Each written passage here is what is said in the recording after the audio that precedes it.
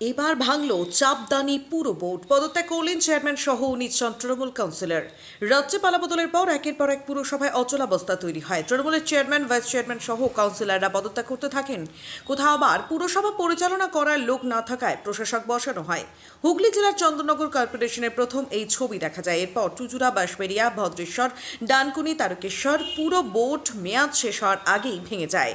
গতকাল চাপদানি পুরসভার 2 তৃণমূল কাউন্সিলর পদত্যাগ করেছিলেন। আজ চেয়ারম্যান সুরেশ মিত্র সহ বাকি 17 জন কাউন্সিলর তাদের পদত্যাগপত্র জমা দেন পুরসভার এক্সিকিউটিভ অফিসারের কাছে।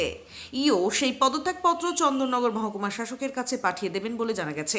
12 নম্বর ওয়ার্ডের তৃণমূল কাউন্সিলর তারক সিং এবং 10 নম্বর ওয়ার্ডের তৃণমূল কাউন্সিলর সেলিম কুরেশি এলাকায় না থাকায় পদত্যাগ করেননি। 7 নম্বর ওয়ার্ডের কংগ্রেস কাউন্সিলর দারোগা রাজভর জানিয়েছেন, দলের নেতৃত্বের সঙ্গে কথা বলে সিদ্ধান্ত নেবেন।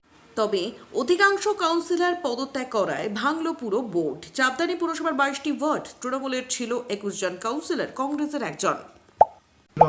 আমরা ওখানে একটা চিঠি লিখেছিলাম। আমরা আপনার পৌরমন্ত্রী থেকে শুরু করে মাননীয় মুখ্যমন্ত্রীকে চিঠি করেছিলাম যে চাপদানি পৌরসভাকে একটা ফাইন্যান্সিয়াল প্যাকেজ দেওয়া যায়। কিন্তু দুঃখের বিষয় আছে কি আমাদের কথা তখনও শোনা হয়নি। এখন যে বর্তমান যে গভর্নমেন্ট আছে আমরা এদেরকেও লিখে আমরা পাঠিয়েছি। 2 মাসের গভর্নমেন্ট, এখন আমি কিছু বলতে পারবো না। কিন্তু আমাদের পৌরসভা চালাতে গিয়ে প্রচুর অসুবিধা হচ্ছে। আমরা প্রতিদিন দেখছি নতুন নতুন আমাদের সমস্যাকে আমাদের ফেস করতে হচ্ছে। তাই আমরা আজকে আমাদের যা 20 জন কাউন্সিলর আমরা ঠিক করলাম যে আজকে আমরা নিজের পদ থেকে আমরা ইস্তিফা দেব। আর আমি নতুন গভর্নমেন্টকে আমরা অনুরোধ করব যাতে যে পরিষেবাগুলো আমরা দিতে এসেছি এতদিন সেটা কোনো বাধা না পড়ে, আর চাপদানি এলাকাতে আরও সুন্দর ভালোভাবে কাজটা হোক। দেখুন, আজকে গতকাল আমার চাপদানি বিধানসভায় মিউনিসিপ্যালিটি চাপদানি গতকাল 2 জন রিজাইন করেছিলেন আমার ওই মণ্ডল 1-এ মণ্ডল ফ্যামিলি থেকে। আর আজকে 17 জন চাপদানি মিউনিসিপ্যালিটিতে রিজাইন করছেন। তো চাপদানি মিউনিসিপ্যালিটি আজকে পুরো ভেঙে যাবে। আর আগামীকাল আর একটা ভালো নিউজ পাবেন। কারণ কি, দেখুন, মানুষ যখন পরিষেবা পাচ্ছেন না, তো মানুষকে পরিষেবা দেওয়ার জন্যে অ্যাডমিনিস্ট্রেটেড বসবে, অ্যাডমিনিস্ট্রেটেড কাজ করবে।